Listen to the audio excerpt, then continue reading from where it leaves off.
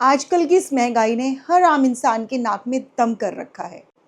गर्मी इतनी ज़्यादा है ना, इसने हम सबके नाक में दम कर रखा है। आजकल छुट्टी में सारे बच्चे घर में हैं और उन सारे बच्चों ने मम्मियों के नाक में दम कर रखा है। इन सारे सेंटेंसेस को इंग्लिश में जब भी बनाने की बात आती है तो हम कहीं ना कहीं अटक जाते हैं, सोचते रह जाते हैं कि क्या बोले इंग्लिश में इसके लिए। गाइस, आज के इस वीडियो में हम सीखेंगे नाक में दम करना, इसके लिए क्या इंग्लिश यूज़ करेंगे, डिफरेंट टेंस में कैसे इसका यूज़ डिफरेंट होगा, ये सब सीखेंगे। है this is Priyanka and you watching my English channel. So हर बार की तरह without further ado let's begin. नाक में दम करना, इसके लिए हम एक फ्रेज यूज़ करेंगे जिससे इसका एग्जैक्ट मीनिंग निकल कर आएगा, जो कि है get up someone's nose। Get up someone's nose का मतलब होता है किसी के नाक में दम करना। अब ये जो someone है, इसकी प्लेस पर जिसकी भी बात होगी हम उसको यूज़ कर देंगे। मेरी, तुम्हारी, इसकी, उसकी, जो भी आएगा उसके अकॉर्डिंग यहाँ पर someone की प्लेस पर हम उसको यूज़ करेंगे। ठीक है, अब अगर हम इसके स्ट्रक्चर की बात करें तो सबसे पहले हम यूज़ करेंगे सब्जेक्ट का। ठीक है, उसके बाद अगर हम इन टेंसेस को देखें, दम कर रखा है, दम कर रखा है, कर रखा है, कर रखा है, और एक जगह कर दिया था।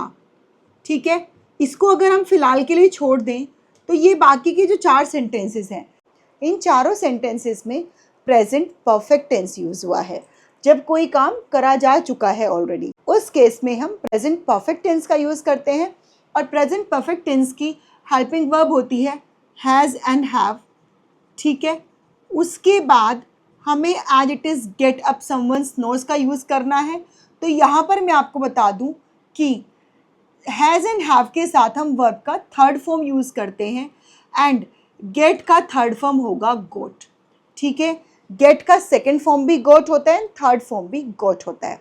तो स्ट्रक्चर क्या होगा, subject plus has and have, singular subject के साथ हैज़, प्लूरल के साथ हैव, उसके बाद आप गोट का यूज़ करेंगे, गेट का नहीं करेंगे। ठीक है, got up someone's nose, right. उसके बाद अगर कुछ बचता है तो वो सारा का सारा ऑब्जेक्ट पार्ट में आ जाएगा, राइट। जब हम इनको ट्रांसलेट करेंगे तो आप बेटर वे में समझ पाएंगे। देखिए कैसे बनाएंगे। उसने मेरी नाक में दम कर रखा है। सबसे पहले सब्जेक्ट देखेंगे, कौन है, उसने, उसने मतलब ही। ठीक है, उसके बाद हैज़ एंड हैव, ही क्योंकि सिंगुलर सब्जेक्ट है इसलिए हम हैज़ का यूज़ करेंगे। ठीक है, उसके बाद मैंने कहा आपको वर्ब का थर्ड फॉर्म आपको यूज़ करना ही है, तो गोट आ जाएगा। ही has got up someone, someone की प्लेस पर कौन आएगा, किसकी नाक में दम कर रखा है, मेरी, तो यहाँ पर आ जाएगा my nose. He has got up my nose, उसने मेरी नाक में दम कर रखा है। It is as simple as that. काफ़ी ज़्यादा ईजी है ना इसको ट्रांसलेट करना। येस गाइस, एक बार जब आप अच्छे से समझ लेते हैं ना सब्जेक्ट, हेल्पिंग वर्ब, वर्ब का यूज़, तो ये काफ़ी ईजी हो जाता है। आइए अब हम देखते हैं नेक्स्ट। उसके बच्चों ने हमारी नाक में दम कर दिया था, क्योंकि डिफरेंट टेंस है, कर दिया था, इसको हम सबसे लास्ट में करेंगे। उसके पहले हम बाकी के सेंटेंसेस देखते हैं। हमारे बॉस ने सबके नाक में दम कर रखा है। यहाँ पर सब्जेक्ट कौन है, हमारे बॉस, तो आर बॉस, बॉस के अकॉर्डिंग हम हैज़ का यूज़ करेंगे, हेल्पिंग वर्ब। ठीक है, उसके बाद वर्ब की थर्ड फॉर्म गॉट, उसके बाद अप का यूज़ करेंगे आप समवन, समवन की प्लेस पर कौन आएगा, सबके, सबके मतलब everyone,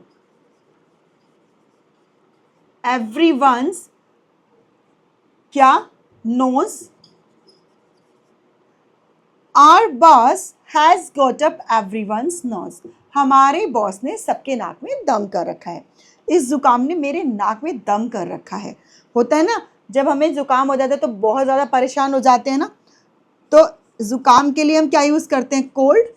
this cold has got up, किसके, समवन की प्लेस पर कौन आएगा, मेरे, तो माई नोज।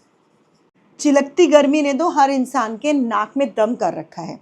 चिलकती गर्मी, इसको हम इंग्लिश में कहते हैं स्कॉर्चिंग हीट। चिलकती गर्मी को हम इंग्लिश में कहते हैं scorching heat. Scorching heat has got up, हर इंसान के, तो everyone knows. Scorching heat has got up everyone's nose. अब देखिए ये उसके बच्चों ने हमारी नाक में दम कर दिया था, इसको हम कैसे बनाएंगे यहाँ पर, क्योंकि ये जो टेंस है ये है पास्ट परफेक्ट। अभी तक ये सारे जो हमने बनाए ये सब थे प्रेजेंट परफेक्ट। पास्ट परफेक्ट में बनाने के लिए हमें स्लाइड सा चेंज करना पड़ेगा। बस यहाँ हैज़ एंड हैव की प्लेस पे आप हेड का यूज़ कर देंगे, बाकी वर्ब की थर्ड फॉर्म ही यूज़ होगी, ऑल सारा का सारा सेम रहेगा। उसके बच्चों ने, सब्जेक्ट क्या है, उसके बच्चों तो हिज चिल्ड्रन या फिर हिज किड्स भी आप बोल सकते हैं, ठीक है। यहाँ पर हेड सिंगुलर है या प्लूरल है, दोनों के साथ आप हेड का यूज़ करेंगे, ठीक है। हेड गोट अप, किसकी, हमारी, तो are knows. His children had goat up are knows. अब अगेन ये टाइम है आप लोगों का स्क्रीनशॉट टाइम। पढ़ाई की महंगाई ने हर माँ बाप के नाक में दम कर रखा है। एक इंसान के जिद ने पूरे परिवार के नाक में दम कर रखा है। ये दोनों सेंटेंसेस को आप इंग्लिश में कैसे ट्रांसलेट करेंगे, कमेंट बॉक्स में कमेंट करके ज़रूर से बताइएगा। एंड गाइस, वीडियो अगर आपको पसंद आई तो वीडियो को लाइक, शेयर और सब्सक्राइब करना नहीं भूलना है। अगर आप कोई स्पेसिफिक टॉपिक पर वीडियो चाहते हैं तो मुझे कमेंट बॉक्स में कमेंट करके बता सकते हैं। मैं ट्राई करूँगी कि आपका पसंद का टॉपिक लेकर मैं जल्द से जल्द आऊँ। मिलती हूँ आपसे एक और यूज़फुल स्ट्रक्चर में। टिल देन, जय हिंद, जय भारत।